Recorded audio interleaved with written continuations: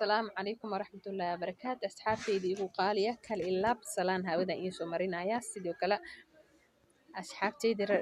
غير موي جالس أيغن سلام سران إن لي هاي waxaan maanta idin wadaa umumicaad khasiiro gabar walaasheen ay ku dhacday aan ka ayna filinaynin marka wax walba waxaad adiga wax walba wax kugu dhacay kun sano ka weyn yihiin gabar walaashi waxay dhaahdeen ninaan isguursanay dhahday ninkaas isguursanay aniga imaan ogeynay dhahday hal sano camal waa soo wada sheekaysanay dhahday laakiin wuxuu ii sheegay inuu naa qabin marka haddana waxay dhaahdeen ninkii inuu naa qabin uu ii sheegay ilmuhu uu lahayn waxay dhahdaa ninkii marka sidii aan ku guursaday lacag wuxuu haysta ma jirto waan guursaday markaan guursaday dhahday ninkii laba cunugaan u dhalay labadii cunug markaan u dhalay ee dhahday labadii cunugaan u dhalay maalimaha kamid ah magaaladan isku soo raacnay dhahday magaaladan isku soo raacnay labada naag mid kamid ah ayaa naga hormaaday dhahday markay naga hormaaday aniga marka ninkaadi naag salaamayso ma ogolaani dhahday aniga ninkayga naag markuu naagta kale markuu salaama waa masiir naagta kale aniga la soo socday ka masiirtay dhahday marka baro waa isku baad maqan yihiin mogta marka aniga waxaan ismaan lahayn dhahday ninkaan naag kale u qaba anigana ayadana isma lahayn ninkaada naag kala qabo meeshaan isku aragnay dhahday naya ninka maxaa ku soo daba kiciyay dhahday naya ninkay maxaa ku geey maxaa ku daba kiciyay waa marka labadeena meeshaan isku qabsanay dhahday sheekada markaan sii ogaaday dhahday naagtaas ninka 6 cunug ay u haysay anna 2 cunug aan u dhalay dhahday anigana 2 cunug aan u dhalay naagtaasna 6 cunug ay u dhashay anagoo si labadeena meesha aan isku haysano isku dagaalayno dadkana si dhaxgaleen ayaan naagaha meesha joogowna kala celinayay mid kamid ah ayaa naagtiis kala garanaysay oo uu caday markay uu caday xiraade kaali saaxiibay ninkaaga naagihiisi ayaa istigaalhaya already anagoo meeshan lagu kala celcelinaayo waxay tahay anagoo meeshan lagu celcelinaayo dhahday ayaa naagti kala hadan urdiisi maaday dhahday haday maastay waxay dhahday meeshii hadan digaalka ka bilowday dhahday ma fahantay anaga marka waxay dhahday nyaanyur jiir anaga waxay haynay dhahday jiirka nyaanyur haduu arka ma taagnaana waay waa la kala cararaya naagti bahweyntii ay maaday dhahday oo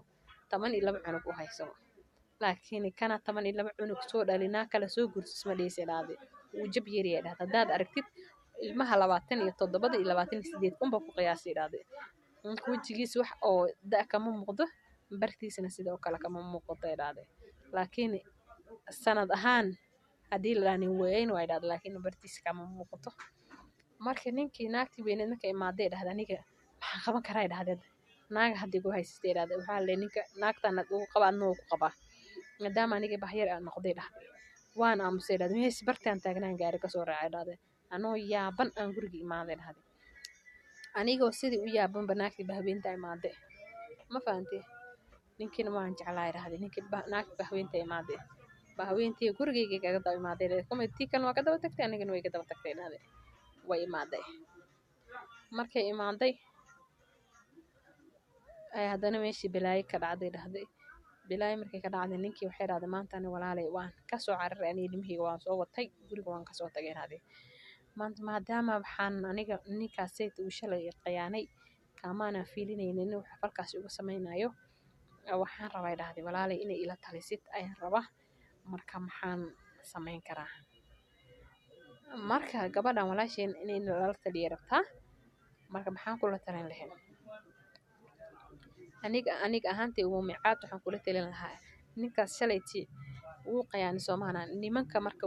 nimanka horta sidooda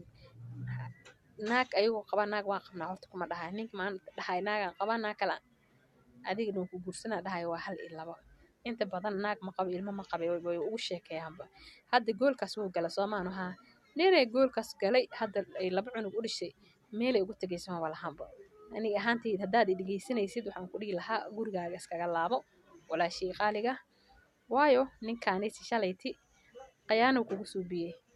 qiyaanadaasna waxa ka keenaysa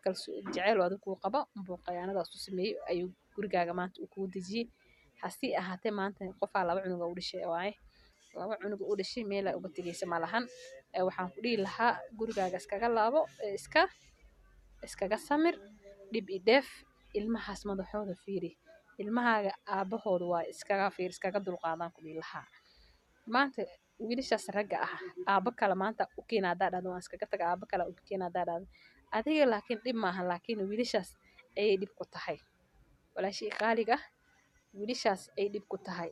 wiilna hooyadiis inay naaka aaba aabihiis ahayn inuu guriga soo galo ma rabo marna inuu imaado ma rabo marka adiga ilmahaada ayagoo madaxooda fiirinaysa ilmahaada mustaqbalkooda ayadoo fiirinaysa ilmahaada hanay jibinna ku dhihi lahaa waa ilmo yaryar stress ku ridin waxaan ku dhihi lahaa ilmaha sayta madaxooda adigoo fiirinayo stresska ilaalinayo aabahooda iskaga laabo haddaad hadalkeeda maanta aad dhegaysatid walaashay gurigaaga iskaga laabo wixii dhaca waa dhace waxaan la arkayn waa ilaaha wejigiisa maadaama uu maanta been uu kuu sheegay haddana maanta uu naag uu leeyahay ma fahantay uu naag halna ahayna labana uu leeyahay wixii dhaca waaba dhaceen aniga waxaan ku dhihi lahaa aniga macmacaad xaggayga waxaan kugula talin lahaa inaad gurigaaga iskaga laabatid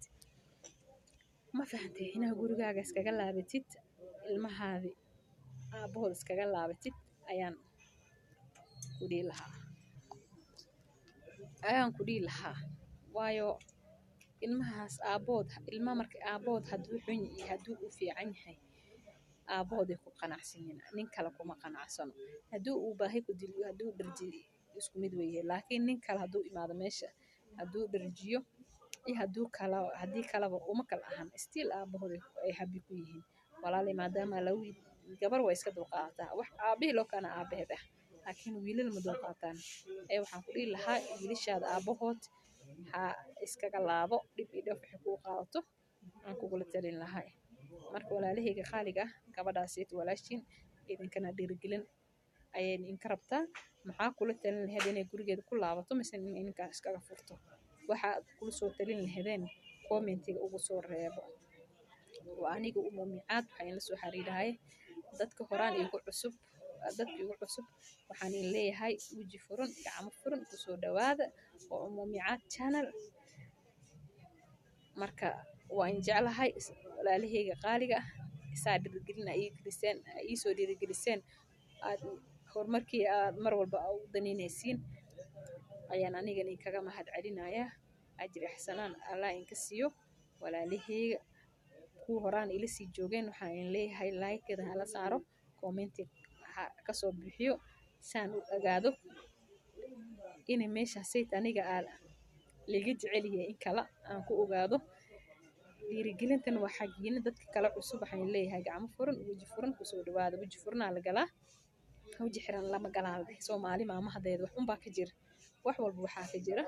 marka waxaan leeyahay hala soo dhawaada dhaweys waxaan leeyahay hala soo dhawaada qaxwadiin waa diyaar shaaxiin waa diyaar bunkiina waa diyaar waa umumicaad waa aniga umumicaad السلام عليكم ورحمة الله وبركاته.